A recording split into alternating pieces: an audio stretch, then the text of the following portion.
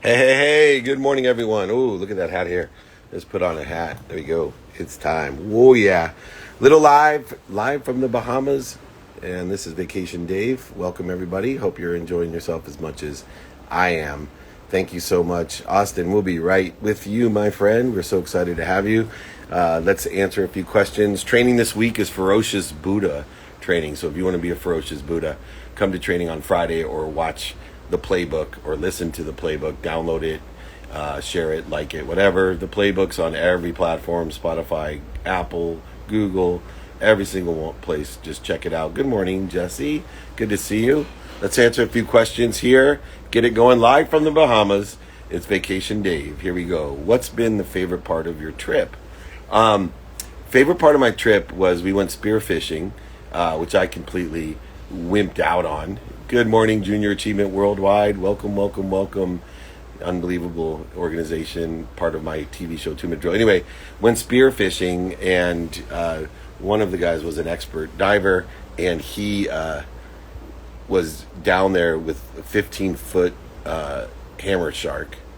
And then there's five other sharks that came, and to see him so excited, like someone who has been fishing since he was five, just so excited. Was what life's about. I got to spend the day with just amazing people, and it's been great. What do you think of Coinbase's IPO today? What's your timing and risk tolerance? So it's amazing. Coinbase it sure boosted a lot of Bitcoin this morning. Anyway, let's take some more questions. Here we go. Here we go. Welcome to the Bahamas, and we are live here. How can I increase discipline? Lower the bar. 2 minutes a day is worth 2 hours on a Saturday. It'll increase you want to create a habit machine. Think of there's a muscle that creates discipline. And, that's the key to it is build that muscle, figure out the things like lowering the bar, making sure you do things every single day to get the exponentiality, the compound interest out of the activities that you want to be disciplined with. Discipline is a muscle. And so you need to work out that muscle every single day. And it's like your abs. It doesn't need recovery. So discipline doesn't need recovery. You don't need to take 6 weeks off. That's only going to create a downward spiral, a downstream spiral. You're better off making sure you do it 2 minutes a day, and that'll be there for you. Uh, let's see here. I'm stressing over my degree in engineering, which takes 6 years. Is it worth it? Do the math. I don't know what it costs you, but is it worth it? Do the math. And, what are your personal values, experiential values, giving and receiving values? And go ahead, do the math, see what the investment is, what the payback on that investment would be, and know that if you're not going to invest in yourself, what are you ever going to invest in? So if you prioritize personal values and experiential values, going to school and it's free, I think it's a tough call. If it's free, it's hard not to pass up on education that's free, no matter how long it takes. And the more you learn, the better you'll be. The more you ask, the better you'll learn. So get there, do it the best that you can. Hey, Laura, good to see you. Hasima lady. We got some great guests. Austin, you're here. There he is. Love the discipline like a muscle. All right, let's let Austin join us here. We're moving and grooving, going live. And founder of Brand Tegic, and he's in a space I wanted to come on. So many people in the digital marketing space. There he is. What's going How's it on, going, buddy? man? How are you? So good.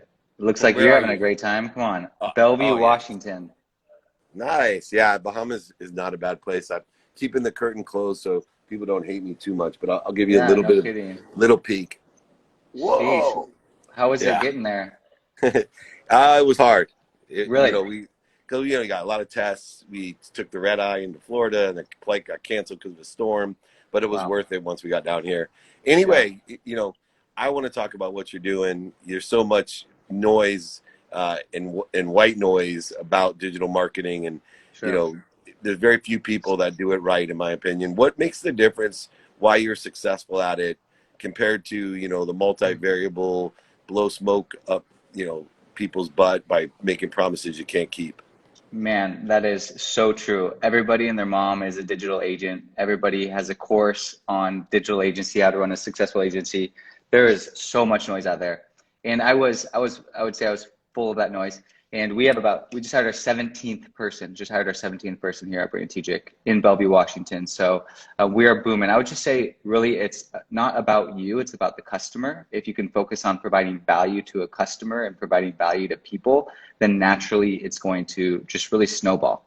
Because if you just focus on the nugget, which a lot of these gurus are promoting about how rich you can get and how much you can scale your agency and stuff like that, then you get sucked into that, right? And I think that's something that even you experienced at one point in your life, where you can be like, oh, I just want to focus on the golden nugget, when you can just focus on the people and serving and providing value. And to that end, it takes a lot of testing and learning. Man. There's so many variables involved. And once someone tells me they have a surefire way to do this, I immediately know that couldn't be true. When someone tells me, look, this takes time, we're going to learn together, and we know the best techniques statistically, but we're going to learn. And what makes us great is our ability to learn quickly and apply. What are some of the things that you do and look for when you're learning, right? You get a new client, managing their expectations. What are your eyes looking for? Yeah, so we say that we work with people who have similar values to us. So I think that's the most important thing. Integrity, hustle, humility, excellence, right? And I think expectations are great. They're probably the most important thing, setting the right expectations. Any frustration is an unmet expectation, right? So if we can set that tone immediately, then that's what's going to be great. And then making sure there's similar values where you're going to have a good working relationship, not just a transactional relationship. And now, you are very young and you have a business now. You just hired your 17th person. What advice do you have about scaling your business? It took me multiple decades to figure out how to scale a business. I always said, if you don't like someone, wish them employees and overhead. And I'm sure your employees and overhead are, moving up quickly. So Yes. What are some of the lessons you learned and advice you could give us? I would say the biggest thing is probably know your numbers, especially in a service-based industry. Like, actually be strategic with your numbers, be strategic with your time, how you're using it, and have a good foundation of that so that you can plan accordingly and scale efficiently, not just scale to be crazy and you're not making profit and stuff like that, right? I think that's really easy to do as you start to get more clients. So know your numbers, know how much you want to charge, and then how you can scale that as you grow. And where do most of your new customers come from? Referrals, word of mouth. They see the work that we've done and they just have questions, and then we kind of just solve their problems, really. It's kind of like just solving a problem for them rather than trying to sell them anything. And one of the things I find, difficult for the middle-aged traditional business people that are, getting involved and more every day in traditional business with digital marketing is understanding the size, scope, and scale of the market. Yeah. And of the audience. And I don't think, I've been doing this longer than most people. I don't think people, even myself, can fathom how big and reachable the audience is, but also, how much business is out there for someone like you. I mean, every day, millions and millions of businesses are looking at digital marketing, and they don't have, like, when you've driven past a billboard for 20 years and you start your business and you want to buy a billboard, it's very obvious what the return is, right? Because you've experienced, you get it, but that's not true in digital marketing. Yeah. And so for you, what's your perspective as someone that's knee deep in this? How big is the opportunity for your company, but also for the companies who work with you? Yeah, man, I feel like we're honestly just scratching the surface when it comes to our company, right? Like, I think the need for what people like us do in the digital marketing space is massive. Just because it's still a fairly new industry, the digital marketing space, the social media marketing space. And there's so many older companies, like what you're saying, adapting to it. But like what you said, I love the size, scope, and scale of it. Like, traditionally people go get coffees or go to networking events, and it's like, cancel that in 2020, right? And it's, how do we reach those customers now, and how do we get in front of them for free for the most part? And that's social media. Size, scope, and scale is massive, like what you're saying. Yeah, it's incredible. Last thing real quick as we finish up, Yeah. best takeaway, best piece of advice that you can help people with on digital marketing, or if they're looking for a digital marketing partner, collaborator, or company? Yeah, I mean, I think the first thing is to understand the size, scope, and scale, like what you're saying. And then secondly is to just treat it as a networking platform. You know, if you're a business, if you can look at social media as a tool rather than have it use you, I think there's abuse versus use, right? If you can use it to your advantage, then you can win in this game, and you can do it yourself. I think that's great to start learning the craft a little bit. But once you get to a point where your time is more important than sitting on social media, then I think that's when an agency could be good for your business, especially if you're bigger on and you might need more graphic design, content creation, videography, sort of like really what you're doing, because you have an agency on your back end for the most part, a team Right. behind you on the marketing team. It's like that's what we do for people. So That's amazing. And where can people find you? you can follow me at Austin R. Schneider. You can check out our website, the company website, braintegic.co. Brandtegic.co. That's easy to find you, man. Thank you so much for all your great wisdom, advice, and just keep doing what you're doing. You have the right mindset and heart set, which will make you a huge success. Can't wait to have you on, get you on other shows, etc. Thank you so Yeah, much. David, appreciate it, man. You're the See ya. man. Take care. All right, Austin Schneider, check him out. Brand Tegic. There we go. All righty, we're there. So important to at least start dipping your toe into digital marketing and understanding the space, no matter what business you're in. Even if you're not spending money, you should be learning about it. It's a very essential part of doing business, no matter who you are, if you want to take advantage of the 4.6 billion people and growing, an audience that's reachable at any time with the right ideas. So, keep that in mind as you grow and build your business. All right, we are next. We're looking for Elizabeth here. She has a question for me. Elizabeth, if you want to come on, let me know. I will be taking a few questions right here. Today is More Good News Wednesday. We don't call it Hump Day here. We call it More Good News Wednesday. Everybody gets more good news on Wednesday. So there we go. I'm going to add in Elizabeth here. So what is the most valuable lesson you've learned in the last week? While I get Elizabeth, it's occupation. So what's occupying you? That's your occupation. What's up, Jeremy G? Hi, Elizabeth. Hello, how are you? I'm terrific. How are you? Good. I know you're in the Bahamas. I'm calling you from Playa del Carmen, so I feel lucky today Equal. too. Yeah. You Yeah. are. Everyone here is lucky. This is More Good News Wednesday. So we just have more good news for everyone. And you've been kind enough. Give me just a quick tidbit on your company, and then, go ahead and ask me a question. Yes. My company is called Baloo Living, and we make eco-friendly, luxurious weighted blankets to help people with more natural, higher quality sleep and to naturally soothe anxiety. And my question for you is, we have been growing very quickly, especially you can imagine during COVID times. A tool for sleep and anxiety was very popular. And so I think as CEO, one of my biggest challenges is growing and recruiting the company, the team. And my question for you is, what do you think is the most important thing to keep in mind when making the decision to add someone to your team? Well, I think, there's tons of people in understanding internally what skills you can teach and what skills you can't teach.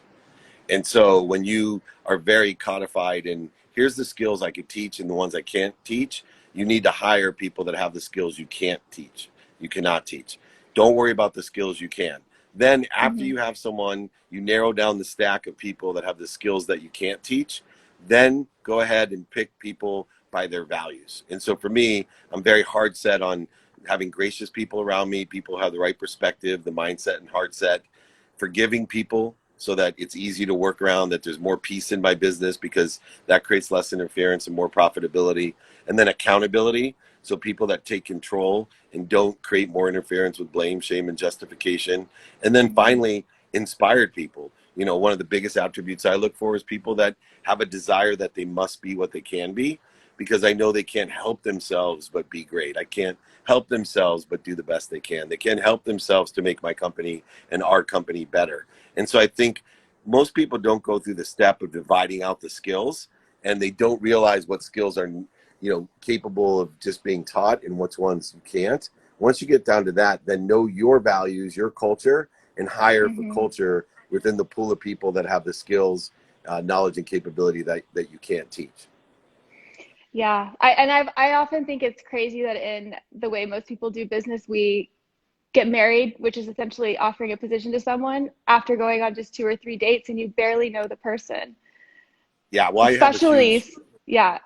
Yeah, so I mean, I have a philosophy of, first letting people shadow me. They have an internship, then working with Hmm. me, and then moving on where they can have a full-time job. So it's for me, 90 days, then 90 to 108-day process to qualify. And I'll fire fast. If I find out through the dating process that they're not aligned, then I fire Hmm. fast. And I just say, hey, Hmm. this isn't working out. We had a 90-day trial. It's not a good fit. Can I help you find something that is? And I always will help anyone, even people that don't work with me, to find what Hmm. they're looking for. Obviously that's part of why I'm here, is to be of service and of Yeah. value to others and help them find those. But for sure, I think you have to allow those grace periods to figure out and learn alignment first, and then fire Hmm. fast if it's not aligned. Awesome. Thank you so much. You got it, Elizabeth. Thanks for joining All me. right. Okay. You Cheers. got it. Bye bye. Cheers. Congrats. Enjoy your holiday. All right, we're coming from all around the world. Easy go, easy go. Groovy. How do I get rich young? Be happy where you're at, angle to what you want, and have faith you'll be somewhere better. Be very focused in on how much money the activities that you participate in make, and qualify them by how much. If you want to be rich in financial, that's how you do it. Determined upon your values. Rich can mean something else. And then once again, make sure you're making decisions aligned with those values. Balu Living, our weighted blanket. Jenny Goldfarb's joining us next. Awesome. Jenny, if you're here, let me know. We're a little bit running early. Jeremy Greenfield, good to see you, my friend. Getting on these questions. Here we go. From the Bahamas, having had some time to relax and reflect on vacation, what is the biggest thing I've learned? You know what? That I'm really enjoying what I'm doing. That I can learn to love what I do. That my whole life is a vacation, because I've learned to build those muscles of mindset and heart set and inspiration. And so it's worked out extremely, extremely well. Um, and the vacation proves it to me that I'm equally as happy at home, sitting with my family, uh, doing these things, that I am sitting on the beach or on a boat going spearfishing. I'm a people person. I don't care where I am. I want to surround myself with the right people and the right ideas. Fortunately, I get everything here uh, when the imposters trust us. All right, here we go. Keep the questions coming. What's the one word that you define differently from other people? Probably work. So many people, I just divide things as activity I get paid for and activity I don't get paid for. I don't believe in work. I've been learning to love the activity I get paid for more than anything else. And it's allowed me to have great freedom options in my life, exactly what we want. Um, let's see here. Keep the questions coming. It's more Good News Wednesday. We got more good news than anyone else. What's this week's training topic, and where do I register? Just go to and email me, david@dmeltzer.com. If you haven't have the podcast or the free trainings, david@dmeltzer.com. If you haven't got my book for free, david@dmeltzer.com. I'll sign it and send it to you. I also have a text community that's listed there, 949-298-2905. Please join me. And the training topic is Ferocious Buddha, how to be a ferocious Buddha. And it's like more Good News Wednesday. Be a ferocious Buddha. Be ferocious about clearing out the interference between you and what you already are, your health, your wealth, and your happiness. Just clear away what's interfering with your health, your wealth, and your happiness. You don't have to go get it. You don't have to force it. You can allow things to happen. Give yourself permission. Permit things to happen. dmeltzer.com/training. Thank you, Colleen. Let's keep the questions coming. Once again, we're just on fire today. What do you do when you're surrounded by negative people? I have a fall away approach, feeding chain variance approach. If it feeds me, I feed it. If it doesn't, I let it fall away. And if it bleeds me, I fire it. And utilizing that feeding chain allows me to surround myself with the greatest people and the best ideas, ones that are aligned with my personal experiential giving and receiving values at all times. Hello, my friend Official Frost, sending you lots of love as well. Perfect. Jenny Goldfarb is up next. Hopefully I can grab her in here. Let me know if she's here. Jenny, are you here? Let me know. I'll take some more questions. It's more Good News Wednesday. We got all types of good news for you. In regard to your adaptable routine, do you already have a set change in your calendar for any situation, or you adapt as the situation goes? So for me, I have a set routine, and then the adaptable routine is when God starts laughing at me, and I go ahead and go straight by my values, which starts with the minimum of an hour a day on my health, minimum time with each of my family members, minimum, and then a minimum of time being a student of my calendar of the activity I planned, activity I don't have planned, and of course my sleep. So, works out really well, and things don't, especially when you're in the Bahamas with connectivity, things don't always go the way that you have them planned. And so you just go to the adaptable routine, do your best, learn something, and have fun. 3 of the key components to happiness: to always do your best, learn something, and have fun. If you do that, nothing is going to matter. What do you find as the most common mistake by young entrepreneurs? They quit. They think they're impatient. They can't balance persistence and patience. And so in order to, I think, in a young age, have perspective, they don't understand segmentation growth, acceleration, exponential growth. And so they're too impatient, and they create more resistance, void, shortages, and obstacles than helping themselves by pursuing their potential, by enjoying the consistent, persistent pursuit of their potential. That's where they get the most confused. Young entrepreneurs quit, and I'm guarantee you it's 100% chance of not having things happen. Those that can blend patience and persistence, like a ferocious Buddha, are successful. There are no overnight successes. There's young successes, but they didn't happen overnight. They usually have a variety of things that they've implemented in what they're doing. And so moving forward, looking for Jenny at Real Deli, and she has an extraordinary business, thousands of places that you can get the Real Deli. And she actually was on Shark Tank and got twice as much as she was asking for, which is unheard of, by Mark Cuban, who obviously knows business fairly well. So I was hoping she'd come on here. When your currency of faith seems to be weakening, how do you get yourself re-inspired, reinvested in the currency of faith?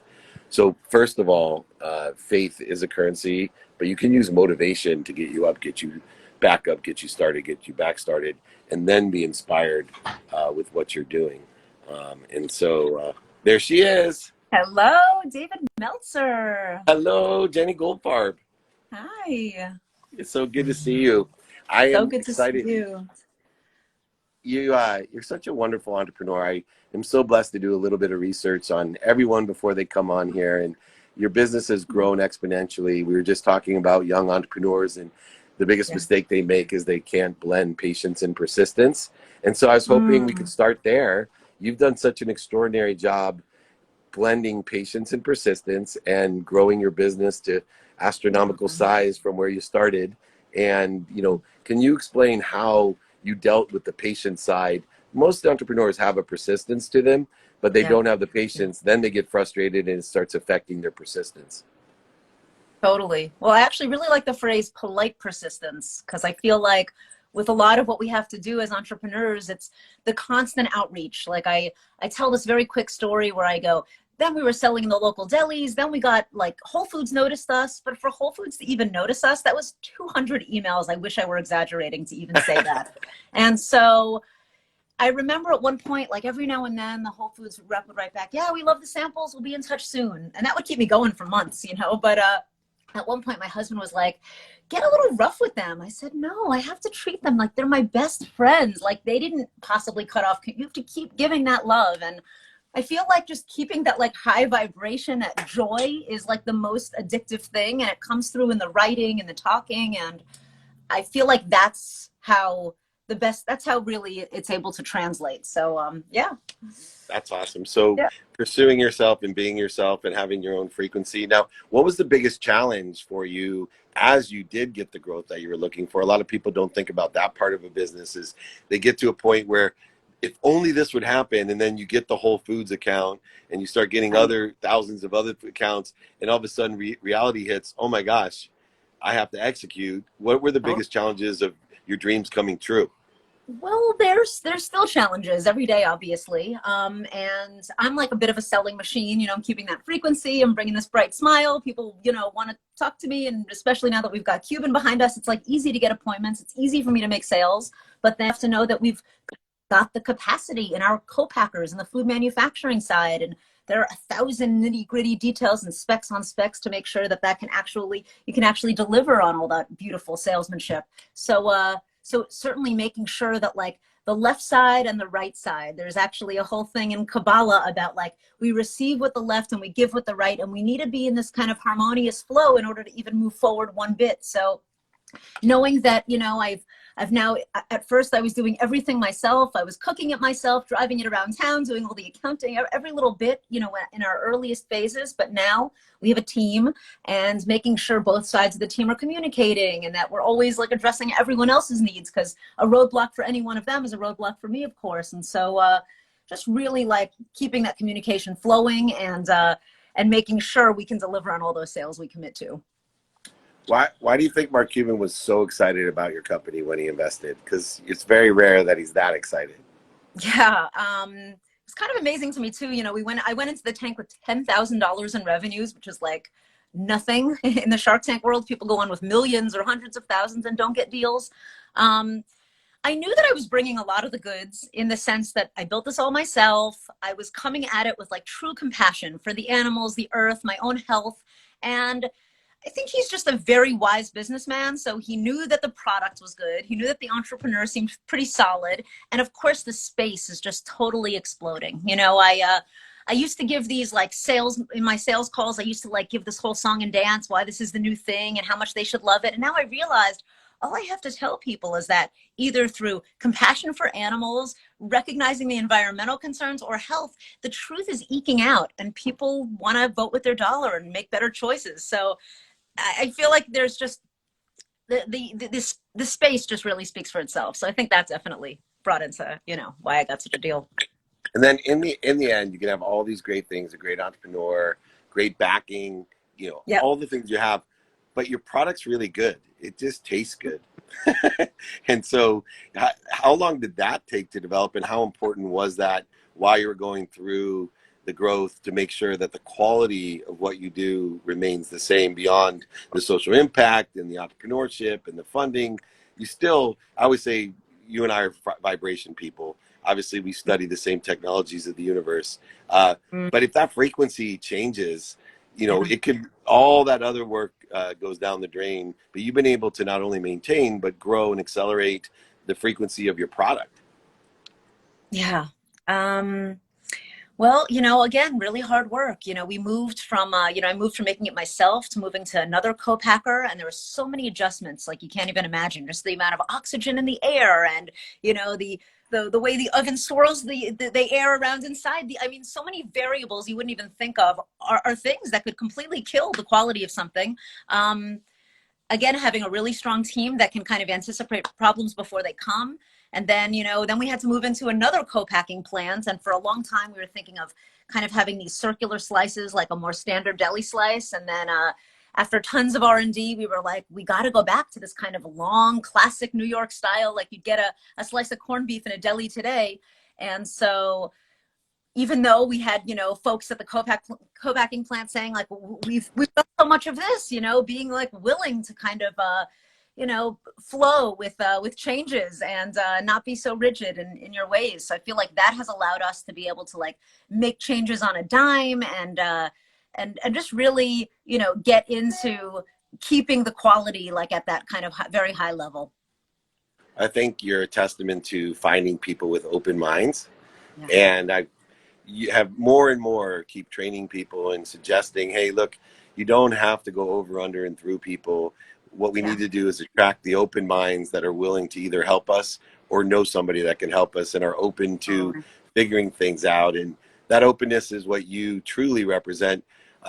Where can people find you? I know you're in thousands of stores, but where can they find you personally? Takes one to know one, I'll tell you that. You're bringing all those amazing vibes. So yeah, this year we're getting into really thousands of grocery stores, and that alone was its own saga, because when COVID started, we were only in restaurants, and we had to make a major pivot to even get here. So we have these beautiful retail packs that took many months to put together. We have a turkey and a corned beef, and we're coming out with steak slices very imminently. Yeah. Right now we're in Ralph's, Wegmans, Fresh Time, select Whole Foods. We're going to be in Giant Food on the East Coast next week. We're going to be in HEB throughout the whole of Texas in about 6 weeks. So yeah, and it's an amazing time for plant-based. It's an amazing time to, certainly from the business side, but also for the just compassion side of things. Also unrealdeli.com, of course, we'll ship right to your door into 48 states, and more restaurants and grocers all the time. And it's delicious, which is so in the much. end what's ultimate. It really is. And Aww. You are an extraordinary entrepreneur. And I have my own pitch shows, et cetera. And I'm jealous that Mark Cuban got to invest in you, because he is one smart man and a good friend. He's made a good choice in you. Wonderful. Let's do more together. I appreciate you. Thank you so much. You've been the highlight of my Bahama morning here. I'm in the Bahamas, so incredible. well worth coming on. Beautiful. Jenny Goldfarb, day. everyone. Unreal. Thank you so much. Thank you. Come back soon. She's amazing. Thank you. Will do. Bye-bye. Positivity runs wild here. Welcome, everybody. Remember, she's a ferocious Buddha and understands. Unrealdeli.com. Check it out. You'll find where they're at everywhere and growing. Toe Tech is here. Hey, come back tomorrow, buddy. I want to get you on here. I miss you. Oh, my friend. Anyway, I got to jump. I'm on tighter schedule this morning. David@Meltzer.com if you need anything. We'll catch you tomorrow. Thank you, everyone, especially my wonderful, wonderful guests. Thank you. Have a wonderful day. And most importantly, be kind to your future self and do good deeds. Have a great day.